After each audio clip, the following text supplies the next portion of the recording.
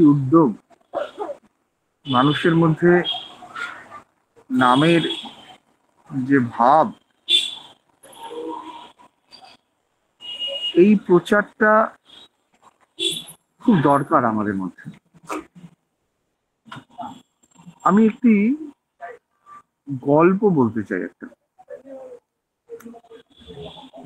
সেই গল্পতে বোঝা যায় যে নামের প্রভাব কি।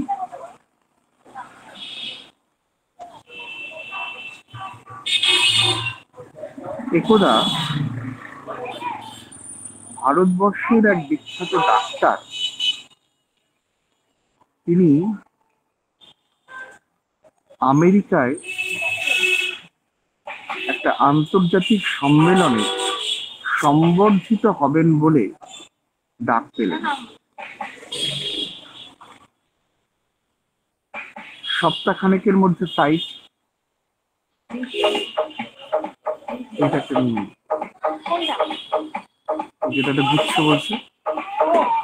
তো যথাসময় তিনি টিকিট কেটে 50 টাকা যেটা বলছে, যথাসময়ে টিকিট কেটে তিনি প্লেনে উঠলেন।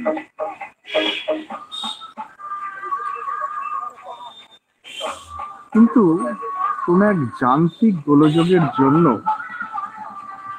মাঝপথে কি শব্দ হচ্ছে, একটা ভালো শোনা যাচ্ছে না। হ্যাঁ হ্যাঁ, একটা কোনো শব্দ হচ্ছে, ভালো শোনা যাচ্ছে না। আচ্ছা আমি তাহলে লেফট হয়ে আবার ঢুকছি। হ্যাঁ না দাদা, ঠিকই শোনা যাচ্ছে। পাশাপাশি একটু গানের রাস্তায় আছেন তো, একটু গান বাজনার শব্দ হচ্ছে, এমনি ঠিকই আছে। ও আচ্ছা আচ্ছা, হ্যাঁ একটা মিউজিক বাজছে, একটা দোকানে আছি তো। আচ্ছা আমি একটু সরে যাচ্ছি, এই তুই আয় এদিকে। তো যান্ত্রিক গোলযোগের জন্য ট্রেনটাকে মাঝের কোনো একটা দেশে ল্যান্ড করাতে হলো। যাত্রীরা নেমে এলেন। ডাক্তারবাবু বেরিয়ে এসে তিনি অফিসে যোগাযোগ করে বললেন যে আমাকে অমুক জায়গায়, অমুক দেশে, আমেরিকায় এই জায়গাটায় আমাকে যেতে হবে, এবং যেতেই হবে। আমার ওখানে একটা কনফারেন্স আছে, আমাকে সম্বর্ধনা দেওয়া হবে, আপনারা একটা কিছু ব্যবস্থা করবেন। তারা তো নারাজ, তারা কি করে ব্যবস্থা করবে। এমত অবস্থায় এক ভদ্রলোক, তিনি ওখানে কোনো একটা কাজে এসেছিলেন। তিনি বললেন যে চলুন, আমি ওইখানেই যাচ্ছি, আপনাকে আমি লিফট দিতে পারি। ডাক্তারবাবু তো হাতে স্বর্গ পেলেন, তিনি তার সঙ্গে তার গাড়িতে উঠে বসলেন। এইবার যাত্রাপথে শুরু হলো ভয়ঙ্কর প্রাকৃতিক দুর্যোগ, প্রবল বর্ষণ, তার সঙ্গে বজ্রবিদ্যুৎ। রাস্তায় কিছুই দেখা যাচ্ছে না, কোনো জনপ্রাণী নেই। বাধ্য হয়ে, এক প্রকার নিরুপায় হয়ে গাড়িটি দাঁড় করাতে হলো। ডাক্তারবাবু তার সঙ্গী সমেত গাড়ি থেকে নেমে এসে অসহায়ের মতো কোনো আশ্রয় খুঁজছেন, রাতটুকু কাটাবেন। দেখলেন একটি বাড়ি। সেই বাড়িতে দরজায় টোকা মারলেন। ভেতর থেকে কেউ একজন বললেন, দরজা খোলা আছে, আসুন।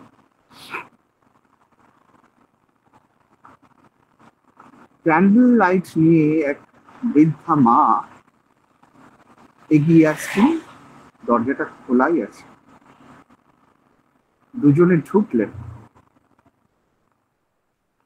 ডাক্তারবাবু বৃদ্ধা মাটিকে তার অসহায় অবস্থার কথা নিবেদন করে তিনি বললেন, আমাকে একটা ফোন করতে দেবেন, আমি একটু ফোন করব।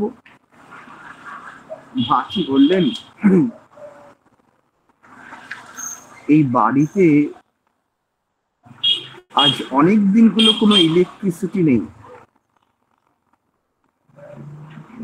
ফোনে চার্জ করতে পারিনি আজ কতদিন, কোনো ঠিক নেই। আমার কাছে কোনো সম্বলই নেই। আমি তো ভাবছিলাম আপনি এসছেন, আপনার কাছ থেকে ফোনটা চেয়ে আমি একটা ফোন করব, কিন্তু কি দুর্ভাগ্য আমার, সামান্য কিছু খাবার আছে, রাত্রিবেলা আপনাকে অভুক্ত থাকতে হবে না বলে তিনি সামান্য যে খাবার ছিল সেটা তাদেরকে পরিবেশন করলেন, করে তিনি অন্য ঘরে চলে গেলেন। ডাক্তারবাবু তার সঙ্গীকে নিয়ে খাবার খেয়ে কৌতূহল বশত পাশের ঘরে গিয়ে উঁকি মারতে গেলেন, মানে পাশের ঘরে গেলেন ওই বৃদ্ধা মাকে কৃতজ্ঞতা জানাবেন বলে। গিয়ে দেখলেন একটি বিছানা পাতা আছে, তাতে একটি বাচ্চা ছেলে শায়িত আছে, আর বৃদ্ধা মাটি তার পাশে বসে হাঁটু গেড়ে প্রার্থনা করছে। ডাক্তারবাবু কৌতূহল বশত জিজ্ঞাসা করলেন মাটিকে যে কি হয়েছে এই বাচ্চাটি, আরে কে? বৃদ্ধা বললেন ও হচ্ছে আমার একমাত্র নাতি, ওর মা বাবা মারা গেছে, ও এক কঠিন রোগে আক্রান্ত, আমি ওর জন্য প্রার্থনা করছি, ঈশ্বর যেন মুখ খুলে তাকান। ডাক্তারবাবু বললেন মা, শুধু প্রার্থনায় কাজ হবে না,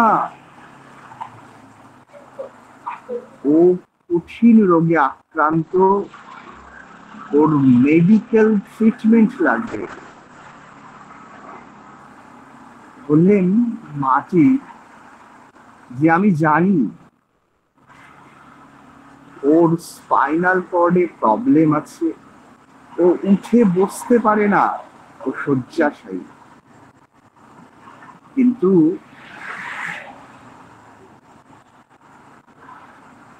ওর চিকিৎসা যে ডাক্তারবাবু করতে পারেন, আমি তার সঙ্গে কি করে যোগাযোগ করব? আমার এক আত্মীয় কিছুদিন আগে এসেছিলেন আমার বাড়িতে, তিনি ডাক্তারবাবুর ফোন নাম্বার এবং ঠিকানা লিখে গেছেন। আমি সেই ডাক্তারবাবুকে ফোন করার মতো অবস্থাতেও নেই, আমার ফোনে কোনো চার্জ নেই, আমার একমাত্র সম্বল হচ্ছে আমার এই নাতি, আমার আর কিচ্ছু নেই। আপনি আমার একটু উপকার করবেন? বলে বলুন। বলে এই ডাক্তারবাবুকে আপনি একটু যোগাযোগ করে দেবেন, আমি ফোন নাম্বারটা লিখে দিচ্ছি। ডাক্তারবাবু বললেন দিন লিখে। বৃদ্ধা ভদ্রমহিলা ফোন নাম্বার লিখে দিলেন। ফোনটা হাতে, কাগজটা হাতে পেয়ে সেই ডাক্তারবাবুর হাত পা কাঁপতে শুরু করলো। এই যে তারই ফোন নাম্বার।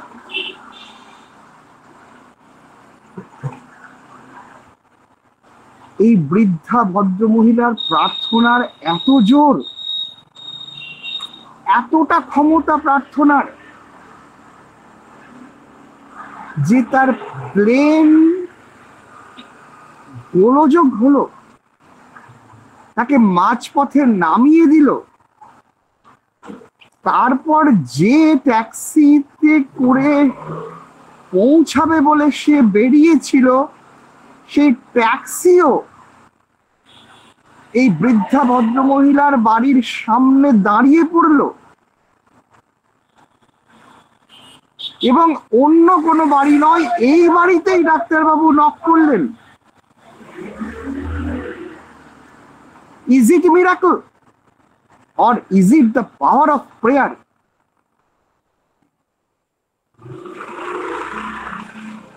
হাত পা থরথর করে কাঁপছে, ডাক্তারবাবু অসুস্থ হয়ে পড়ছেন যেন। মা কি বলছেন, কি হলো ডাক্তারবাবু আপনার, আপনি এরকম করছেন কেন? ডাক্তারবাবু বলার মতো কিছু নেই, তিনি শুধু দেখছেন আর ভাবছেন যে এটাও কি সম্ভব। আমরা বুঝতে পারি না, আমরা ভাবতে পারি না যে কতটা শক্তি থাকে একটা প্রার্থনার মধ্যে। দরজাটা তাহলে তো আমাদের মধ্যে এই বিশ্বাস, ঠাকুরজি বললেন গভীর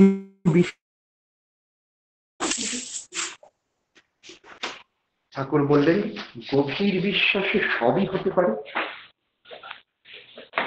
বিশ্বাস, নির্ভরতা আর আত্মত্যাগ, এই তিনটি হচ্ছে বীরত্বের লক্ষণ। শ্রী বরদার সঙ্গে এইরকম লীলার ঘটনা আমরা শুনেছি। আসামের কোন এক প্রত্যন্ত গ্রামে শ্রী বরদা যাচ্ছিলেন যখন, হঠাৎ তার একটা গাছ দেখে তার মনে হলো তিনি কুল খাবেন। সেই ছবিটাও কিছুদিন আগে ফেসবুকে আমরা দেখেছি। সেই কুল গাছ থেকে কুল পাড়া হলো এবং তারপর নুন নেবেন কোত্থেকে? শ্রী বরদা একটি বাড়িতে পাঠালেন। সেই বৃদ্ধা ভদ্রমহিলা বসেছিলেন পুরুষোত্তম আত্মজের প্রতীক্ষায়, তার দর্শন করবেন। তারপর সেই মায়ের কাছ থেকে যখন কুল নিয়ে আসা হলো, এই নুন নিয়ে আসা হলো, কেন, কি জন্য নুন? ছুটতে ছুটতে, কাঁদতে কাঁদতে বৃদ্ধা ভদ্রমহিলা শ্রী বরদার দর্শনে এলেন। আসলে প্রার্থনার এমন জোর যে পাহাড়ের কাছে যদি আমি পৌঁছতে না পারি, পাহাড় এসে পৌঁছে যায় আমার কাছে। একটি বইয়ের নাম শুনেছিলাম, দ্য পাওয়ার অফ হিলিং। অসুস্থ মানুষকে নিরাময় করে শুধু মন্ত্র শক্তি।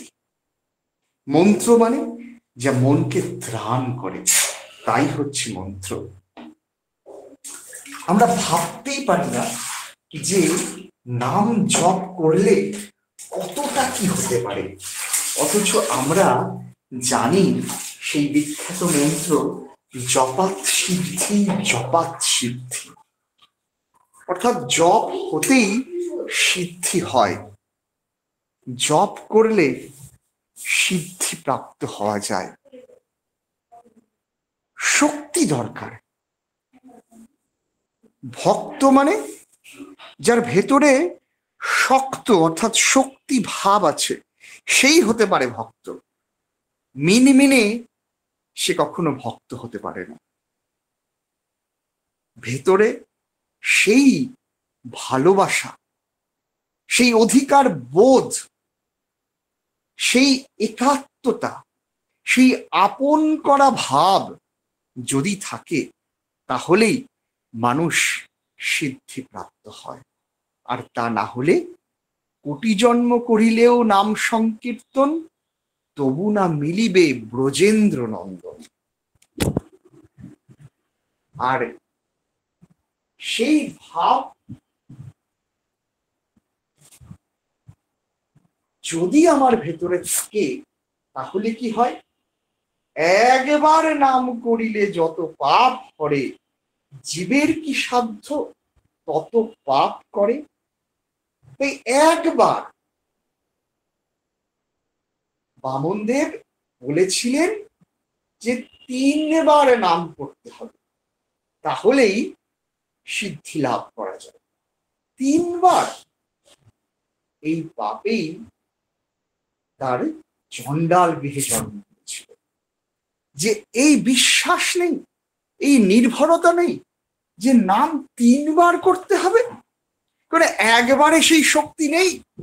নামের কি সেই শক্তি নেই যে একবার নাম করলেই আমার উদ্ধার হয়ে যাবে? আমি মা বলে কতবার ডাকবো?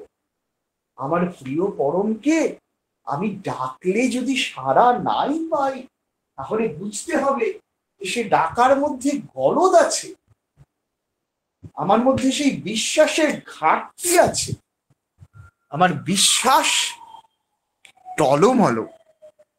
তাই দরকার হচ্ছে ভালোবাসা। ভালো যে বাঁচতে পারে, সমগ্র পৃথিবী তার করায়ত্ত হয়ে যায়। আমরা ভালোবাসার উদাহরণ হিসেবে চৈতন্যদেবের কথা জানি, আমরা ভালোবাসার উদাহরণ হিসেবে জিসাস ক্রাইস্টের কথা জানি। যখন পেরেক ঠোকা হচ্ছে তার শরীরে, তখনও তিনি বলে যাচ্ছেন যে ওরা জানে না ওরা কি করছে, ওরা কি পাপ করছে, ঈশ্বর তুমি ওদের ক্ষমা। হযরত রসুল যখন যাচ্ছেন মক্কা থেকে মদিনায়, কুরাইশ প্রজাতির যারা, তারা ঢিল ছুঁড়ছে, তার সর্বাঙ্গ ক্ষতবিক্ষত হচ্ছে, তার পা দিয়ে রক্ত বেরোচ্ছে, তবু কারুর প্রতি কোনো বিদ্বেষ মনোভাব নেই। আমরা তাদের উত্তরসূরি। ভালোবাসায় একমাত্র অধিকার। ভালোবাসার টান কর্মে আনে সবলতা, জীবনে উত্থান। আর ভালোই যদি চাস ওরে মন, ভালোই যদি চাস, সবার ভালো করেন যে জন, তারই ভালোবাস। সেই ভালোবেসে অনুরাগে করলে নাম, আপনি আসে প্রাণায়াম। সেই অনুরাগটা দরকার আমার মধ্যে সেই প্রেমটা দরকার। আমি যখন নাম করব, তখন আমি কি ভাববো? দেখা যায় নাম করতে গিয়ে আমি, নামে নাকি আছে মধু, করিনি তো পান, নাম করিতে গিয়ে সদা হই যে হয়রান। নাম করতে গিয়ে কি হয়? দেহটাকে টেনে নিয়ে সাধু সঙ্গে যাই, গিয়ে দেখি আমার সাথে মন আসে নাই। তাই মনটা, ওরে পাগল, মনটাকে তুই বাঁধ। তাই মনটাকে উল্টে দিতে হয়, অর্থাৎ নতি স্বীকার করতে হয়, কারোর কাছে সারেন্ডার করতে হয়, যে তুমি যা বলবে আমি তাই, বিনা আপত্তিতে, বিনা ওজরে, বরং পরম আনন্দে। এই ভাব যদি আমার মধ্যে থাকে, ভাবির সাথে যদি ভাব হয়ে যায়, তাহলে অভাব বলে কিছু থাকতে পারে না। তাই জীবনের অভাব যদি ঘোচাতে হয়, তাহলে ভাবির সাথে ভাব, এই ভাবটা নিয়ে আমাকে অনুরাগের সঙ্গে নাম করতে। নামে সর্বসিদ্ধি হয়। সাধু সঙ্গ সর্বলোকে কয়, ক্ষণমাত্র সাধু সঙ্গে সর্বসিদ্ধি হয়। আর যিনি সাধুত্বের আধার, সর্বসাধুর সাধুত্ব নিয়ে যিনি আছেন, আমি যদি তার সঙ্গ করি, নাম আর নাম হচ্ছে অভেদ। তাই সেই নামের সঙ্গ যদি আমি করি, তাহলে আমার সর্বসিদ্ধি হবে না এমন কোনো কথা আছে? একটি চলচ্চিত্র চরম আলোড়ন জাগিয়েছে এই মুহূর্তে, নরসিংহ। প্রায় সবারই দেখা হয়ে গেছে, যাদের দেখা হয়নি তারাও ইতিমধ্যে দেখে নেবেন বলেই মনে হয়। সেখানে একটা শেষ দিকে একটা সংলাপ আছে, নৃসিংহ অবতারের সঙ্গে ভক্ত প্রহ্লাদের কথা হচ্ছে। ভক্ত প্রহ্লাদ হাত জোর করে বলছেন যে আমার মনে বড় কষ্ট,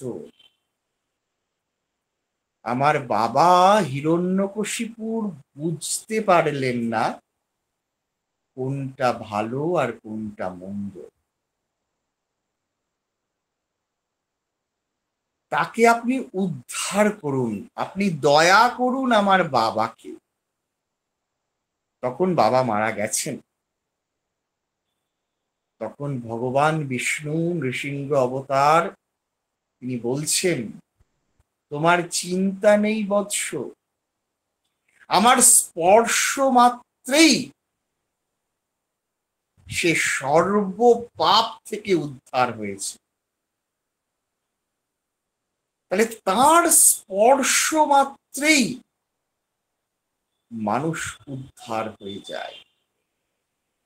তাহলে আমরা তার স্পর্শ পাওয়ার জন্য কেন লালায়িত হব না? তার স্পর্শ, এই যে চরম স্পর্শ, আমরা সংসারের স্পর্শ পাই, আমরা অর্থের স্পর্শ পাই, আমরা প্রেয়সীর স্পর্শ পাই, কিন্তু তার স্পর্শ, আমি সকল কাজের বাইরে সময় তোমারে ডাকিতে পাইনি, আমি কত গান গাই মনের হরষে তোমারও মহিমা গাইনি, আমি সবারে শিখাই কত নীতি কথা নিজের কিছু শিখাই। আপনার রামানুজের ঘটনা আপনারা জানেন, নাম শুনেছেন সবাই। সেই রামানুজ, তার এক প্রিয় শিষ্য, দুজনে মিলে দাঁড়িয়ে আছেন রাস্তার ধারে। রাজকুমারী যাবেন হাতির পিঠে হাওদার ওপর চেপে। রাজকুমারীকে দেখা যাবে, রাস্তার দুধারে কাতারে কাতারে লোক। রামানুজ দেখছেন তার শিষ্য, বড় প্রিয় শিষ্যকে, সে তাকিয়ে আছে রাজকন্যার দিকে। অপলক দৃষ্টিতে সেই অপরূপ সুন্দরী রাজকন্যা, তার ততোধিক সুন্দর চোখ। আশ্রমে ফিরে এসেই সেই ঘোরের মধ্যে আছেন তিনি। রামানুজ বলছেন, ভুলতে পারছো না? কি করে ভুলি প্রভু? এত অপরূপ তার দেহ লাবণ্য, আর এত সুন্দর চোখ, আমি তো এর আগে কখনো দেখিনি। রামানুজ বললেন, এর চেয়েও সুন্দর চোখ আছে, এর চেয়েও সুন্দর রূপ আছে। আছে, হয় নাকি তাই? চলো তোমায় দেখাই। হাত ধরে নিয়ে এসে সেই দেব বিগ্রহ তার সামনে দাঁড় করালেন। তাকে বললেন, দেখো এই চোখ, দেখো এই রূপ। দিব্য দৃষ্টি প্রদান করলেন, কৃপা করলেন গুরু তার শিষ্যকে। সেই চোখ দেখে তার উন্মত্ত অবস্থা। তাই সৃষ্টিকে নিয়ে আমরা যদি এতই ব্যস্ত হয়ে পড়ি, আমি স্রষ্টার দিকে তাকাবো কখন? আমি সুন্দর দেখিয়া সুন্দর হইব, সুন্দর পাইব স্বাদ, আমার উঠিতে সুন্দর, বসিতে সুন্দর, সুন্দর পাইব আজ। আমার দৃষ্টি, আমার মন, আমার কর্ম, আমার বাক্য, আমার ব্যবহার যেন তাতেই নিবেদিত হয়, তবেই তো আমি স্রষ্টাকে পাব। সৃষ্টিকে পেয়ে যদি এত আনন্দ, স্রষ্টাকে পেলে না জানি আরো কত আনন্দ। সেই সুপ্রিম আনন্দ, সেই পরম আনন্দকে পাওয়ার জন্যই তো আমাদের জন্ম। মা বাবার আনন্দের মধ্যে দিয়ে আমাদের জন্ম, আনন্দতেই তো আমাদের এক এবং একমাত্র অধিকার। আনন্দম হি কেবলম। আসুন আমরা সেই আনন্দ সাগরে নিমজ্জিত হয়ে সেই আনন্দকে উপলব্ধি করি। তবেই তো ঈশ্বরকে ধরা, ঠাকুরকে ধরা, পরম পিতাকে ধরা আমাদের সার্থক হয়ে উঠবে। সকলে ভালো থাকুন, সকলের ইষ্টময়, মঙ্গলময়, শান্তিময়, আনন্দময় জীবন প্রার্থনা করি দয়ালের রাতুল চরণে। জয় গুরু, বন্দে পুরুষোত্তম। জয় গুরু দাদা। অপূর্ব অসাধারণ আলোচনা আমরা শুনলাম, যে গভীর বিশ্বাসের সব হয়, আর প্রার্থনার এমন জোর থাকলে তিনি এসে ধরা দেন। তার দুটো ঘটনা বলে আমাদের সমৃদ্ধ করলেন। জপ করলে শক্তি লাভ করা যায়, আর ভালো চাইলে তার সাথে যোগযুক্ত হতে হবে। ভাবের সঙ্গে ভাব হলে আমাদের অভাব থাকে না। অনুরাগের সহিত নাম করতে হবে, নামের সঙ্গে আমাদের ভাব করতে হবে। ষষ্ঠাকে পেলে আমাদের আনন্দ, আর ঈশ্বর প্রাপ্তি আমাদের মানব জীবনের একমাত্র উদ্দেশ্য। তাই স্রষ্টার তার যে বিধিবিধানগুলো যদি আমরা মেনে চলি সঠিকভাবে, তবেই আমরা আনন্দ পাব এবং ঈশ্বর প্রাপ্তি হবে আমাদের। খুব সুন্দর আলোচনা আমরা শুনলাম, আমরা প্রত্যেককেই সমৃদ্ধ হলাম। পরমপিতা রাঙা আতুল চরণে আপনার এবং আপনার পরিবার পারিপার্শ্বিকের সবার সুদীর্ঘ নিরোগী সচ্ছল জীবন প্রার্থনা করি। ভালো থাকুন দাদা, সুস্থ থাকুন, আবারও আসুন তার কথা শুনে তার প্রতি আমাদের তন্মুখী করে তুলুন। জয় গুরু, ভালো থাকুন দাদা। জয় গুরুমা, আপনারাও সকলে খুব ভালো থাকবেন। জয়। জয় গুরু।